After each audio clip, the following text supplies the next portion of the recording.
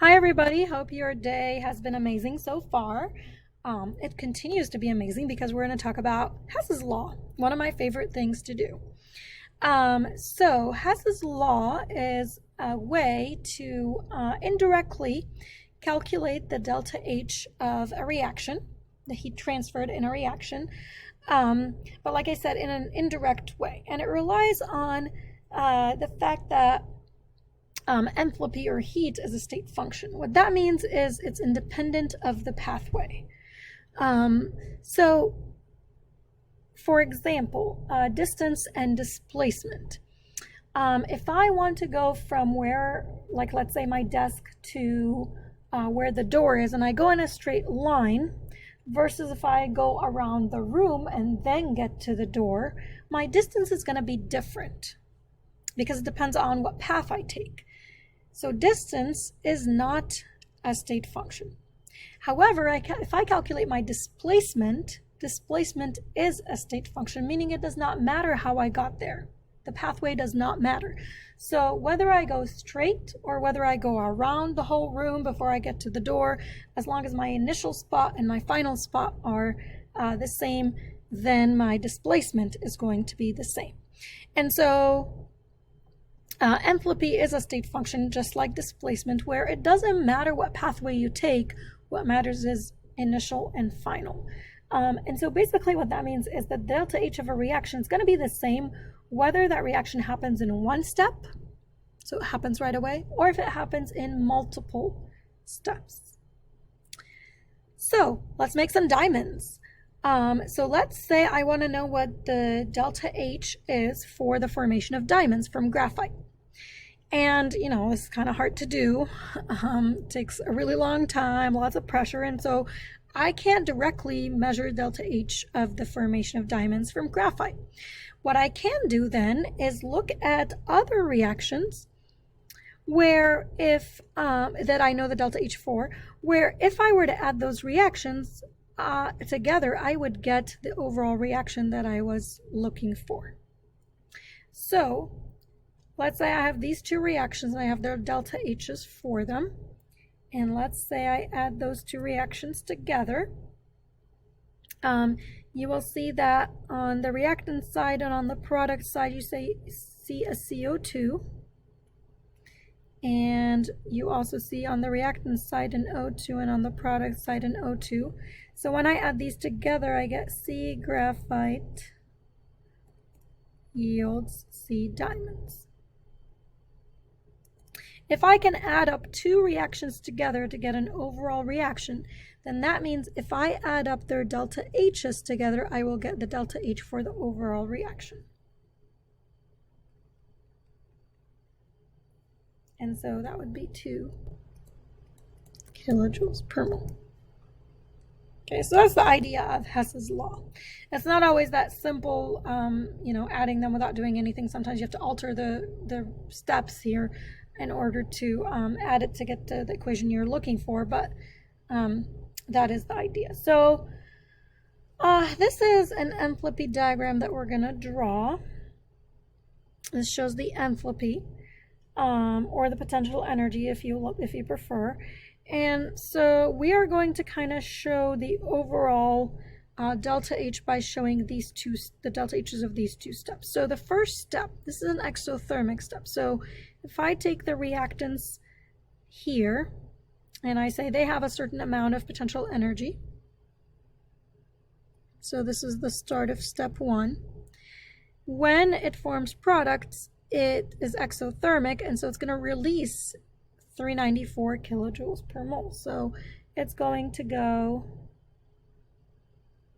down to a certain amount.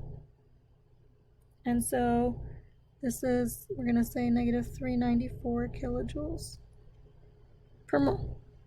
Okay? Then I'm going to go to my next step, step 2. So I'm going to say that the beginning of step 2 is where I ended, so right here. So this is the beginning of step 2. And this one is endothermic, so I would go up. It absorbs energy, right? And we go up just slightly a little bit more than this one because this is a bigger number, right? So 396, positive 396 kilojoules per mole. So from where you started the very first step, so about, let me do that a different color, about right here, that's where you start from the beginning of the first step till the end of the last step. So this is the last step. That difference, that is your overall reaction, and that's the 2 kilojoules per mole. So this is just kind of like a visual for what we just did. So now let's take a look at one where we might need to manipulate the equations here in order to get my overall equation. So I want to determine the delta H of reaction when PCl5 is formed. So first I want to write out the reaction that I'm interested in. So let's see, PCl5, if I want to form that, I'm going to do it right here. That would be my product. And it's made up of phosphorus, and you wouldn't know this, but phosphorus is actually tetraatomic. It exists as these 4 atoms bonded together. You would not know that. I only know that because I know it from before, but you would see that from here, but they'd have to explicitly tell you that if it's on the test or the AP exam. And then we also need chlorine to form it, right? So let's balance this. So we'd need 2 and 5.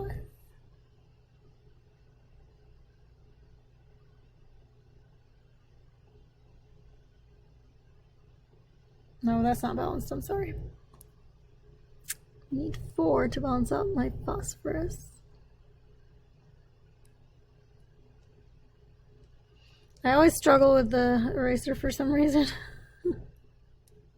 Anyway, there we go. So we need 4 phosphoruses, and then that makes 20 chlorines, so 10 Cl2s. There we go, it's balanced. So that's the reaction we're looking for. We want delta H for this reaction. Okay, let's look at our steps. So I'm going to call this, call this A and B. Okay, so what you do is you look at the reaction you're looking for, and you start with this one, and you say P4. Where do you find P4, in A or in B? Oh, I see it in A. So you check 2 things. You check that it's on the correct side, meaning that this is in the reactants, so you want to check that this is also in the reactants. And it is, that's good. Second thing you check is the coefficient. That's just a coefficient of 1. There's a coefficient of 1. So if it checks both, the side and the coefficient, all you have to do is just rewrite the equation. So I'm going to rewrite equation A. P4 plus 6Cl2 yields 4 PCl3. Delta H is negative 1,280 kilojoules. All right, so we took care of this right here. Now let's go to the 10Cl2. Where do you see Cl2? I see Cl2 in A. I also see Cl2 in B. If you see it in multiple equations, skip it. Don't worry about it. It's going to work itself out. So don't worry about the Cl2. Skip it. Move on to the next one, PCl5. Where do you see PCl5? I see it in B. And so I'm going to use equation B. So I check, is it the correct side? It is not. This is a product. This is a reactant. So that means I need to flip my equation.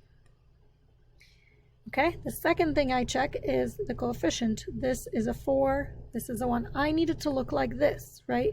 So I need to multiply this by 4. So I need to multiply by 4 and flip it. So I'll do that. So it's going to be, this is going to be my reactants, this is going to be my products, to flip it, and I multiply by 4. So I'll have 4 PCl3 plus 4 Cl2 yields 4 PCl5. My delta H, I do whatever to my delta H as I did to my reaction. So I flipped it, so it's going to be negative, and then I also multiply it by 4. So 124 times 4, 496 kilojoules. Okay, I went through each one of these. So one of two ways you'll know you're done. Either you are done with all the substances in the equation you're looking for, or you've used each of your steps once, because you cannot use the same step more than once. Something's wrong if you do. So then what you do is you check that you did it correctly. So that means we're going to add up everything that's on the reactant side. So everything that's here, we're going to add together. Everything on the product side, we're going to add together.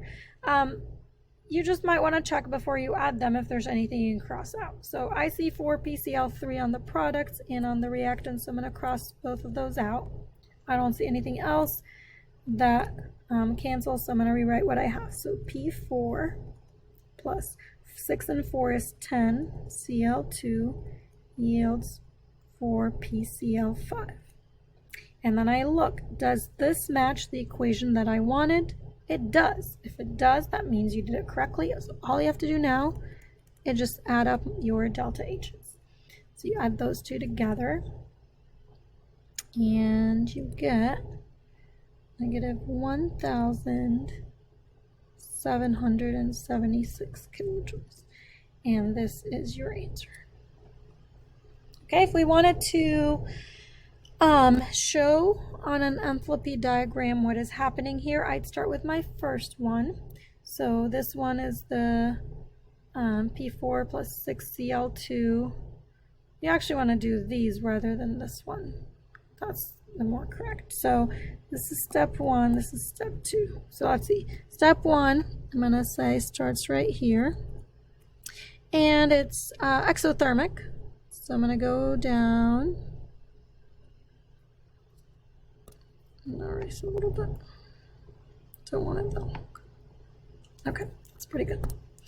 And I'm going to say, this is where it stops. I'm going to say this is negative 1,280 kilojoules.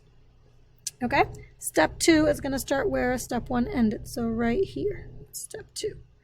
Now that one is also exothermic, right? It's negative, because we're going to use this one, not the one that we manipulated, not the original one.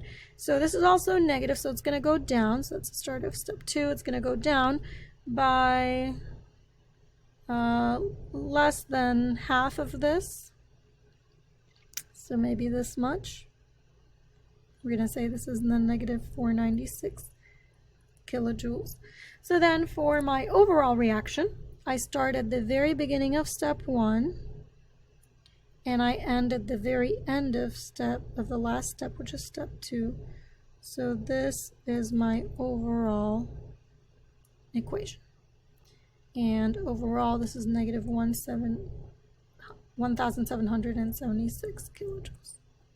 So again, this is just a visual to show you what we did.